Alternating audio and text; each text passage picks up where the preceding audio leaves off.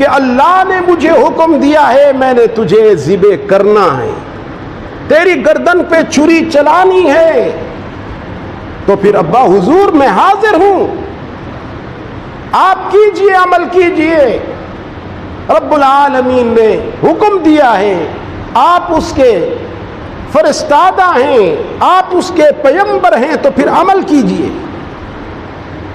حضرت خلیل نے فرمایا بیٹا تجھ سے اس لیے پوچھ رہا ہوں کہ تو معصوم بچہ ہے، اور بچے بہت جلدی حوصلہ چھوڑ دیتے ہیں، کہیں بے حوصلہ ہو کر کوئی ایسی بات نہ نکل جائے منہ سے، کوئی ایسا کردار نہ سامنے آ جائے، ذرا اپنی رائے بھی پیش کیجئے کہ یہ کام ہونا چاہیے کہ نہیں ہونا چاہیے، کہیں پریشانی کا شکار تو نہیں ہو جاؤ گے، کہیں بے حوصلہ ہو کر کہیں ایسا بول تو منہ سے نہیں نکل جائے گا، آپ کی طبیعت کو مجھ سے زیادہ آپ کو پتہ ہے۔ لیکن قربان جاؤں جن بچوں کی، جس اولاد کی تربیت کرنے والے نیکوکار ہوتے ہیں تو ان کا کردار بھی پھر وہی نیک ہوتا ہے۔ حضرت اسماعیل نے فرمایا یا ابت افعل ما تؤمر، یا ابت افعل ما تؤمر، ابا حضور آپ کو جو اللہ نے حکم دیا ہے تو اس پہ عمل کیجئے، رہی میری بات ستجدنی انشاء اللہ من الصابرین، اگر میرے اللہ نے چاہا تو آپ مجھے بھی صبر کرنے والوں میں سے پائیں گے، بے صبری نہیں ہوگی، دھاڑ فریاد ہائے وائے نہیں ہوگی۔ تو اب قرآن کہتا ہے فلما اسلم وتلہ للجبین، باپ بھی راضی ہو گیا، بیٹا بھی راضی ہو گیا، باپ بھی تیار ہو گیا، بیٹا بھی تیار ہو گیا، باپ ذبح کرنے کے لیے تیار ہو گیا، بیٹا ذبح ہونے کے لیے تیار ہو گیا، دونوں باپ بیٹا۔ یاد رکھنا اس بات کو کہ باپ موجودہ نبی تھے اور بیٹے مستقبل میں نبی بننے والے تھے، اور نبی کو نبوت اگرچہ بعد میں ملتی ہے 40 سال کے، لیکن نبی نبوت ملنے سے پہلے بھی نبیوں والی صفات کا حامل ہوتا ہے، پاک دامن بھی ہوتا ہے، خوبصورت کردار کا مالک بھی ہوتا ہے۔ تو حضرت اسماعیل، حضرت ابراہیم دونوں تیار ہیں، باپ ذبح کرنے کے لیے، بیٹا ذبح ہونے کے لیے۔ اب قرآن کہتا ہے تیاری بھی ہو گئی، پہنچ گئے ہیں ایک مقام پر، بیٹے کو لٹا دیا گیا، باپ نے چھری ہاتھ میں لی، باپ خلیل ہے اور بیٹا اسماعیل ہے۔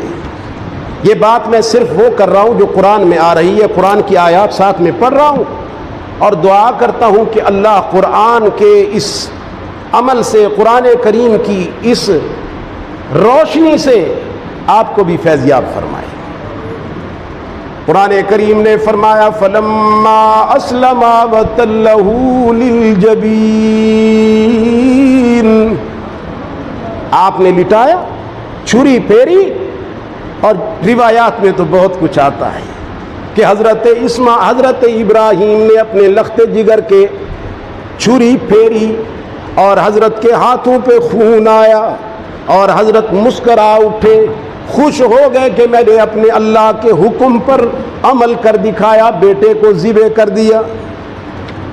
ذبح کر کے فارغ ہوئے اور یوں مڑے پیچھے تو دیکھا ٹیلے پہ کھڑے حضرت اسماعیل مسکرا رہے تھے۔ رب العالمین نے فرمایا نادیناہ یا ابراہیم، ہم نے بلایا ابراہیم، تیرا خواب سچا ہو گیا، تو نے جو ہم سے حکم پایا اس پہ عمل کر دکھایا، تیرا خواب پورا ہو گیا، تیرا عمل بھی پورا ہو گیا۔ یا اللہ، بیٹے کو ذبح کرنا تھا لیکن میرا بیٹا تو سامنے کھڑا ہوا ہے۔ رب العالمین نے فرمایا میرے خلیل، جب ہم کسی کو آزماتے ہیں آزمائش میں وہ ثابت قدم رہتا ہے تو پھر ہم اسے ضائع نہیں کرتے، بچاتے بھی ہیں۔ اِنَّا كَذَلِكَ نَجْزِي الْمُحْسِنِينَ، ہم دل سے نیکی کرنے والوں کو، دل سے چاہنے والوں کو ہم بچایا بھی کرتے ہیں آزمائش میں۔ حضرت خلیل کا خواب پورا ہو گیا، بیٹے کی جگہ اللہ نے جانور بھیجا، وہ ذبح ہو گیا، تو اللہ نے قربانی بیٹے کی قبول فرمائی۔ اگرچہ ذبح بیٹا نہیں ہوا، بیٹے کی جگہ پر جانور ذبح ہوا، لیکن قربانی بیٹے کی قبول ہو گئی۔ آج کیا فرمایا اللہ کے محبوب نے؟ ہِیَ سنت ابیکم ابراہیم، یہ تمہارے اب ابراہیم کی سنت ہے۔ کیا مطلب؟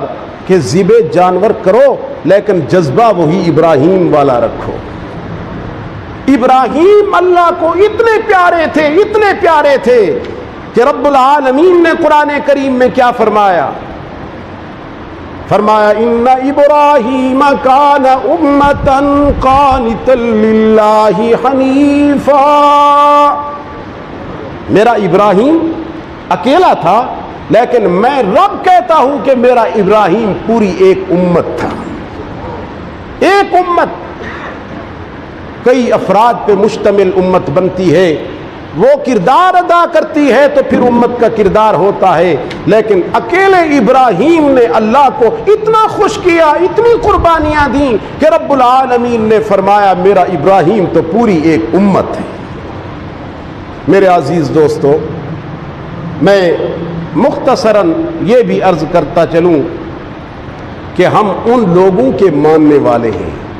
دیکھیں، ہمارے لیے شریعت ہمارے آقا کی ہے، سیرت و کردار ہمارے آقا کا ہے، لیکن ہمارے آقا کو بھی حکم ملا کہ قربانی کیجئے، یہ تمہارے اب ابراہیم کی سنت ہے۔ اور حضرت ابراہیم کے متعلق جب یہودیوں نے کہا ہم ہیں وارث، عیسائیوں نے کہا ہم ہیں، تو اللہ نے فرمایا یہودی بھی نہیں ہے، عیسائی بھی نہیں ہے، اللہ کے محبوب آمنہ کے لال عبداللہ کے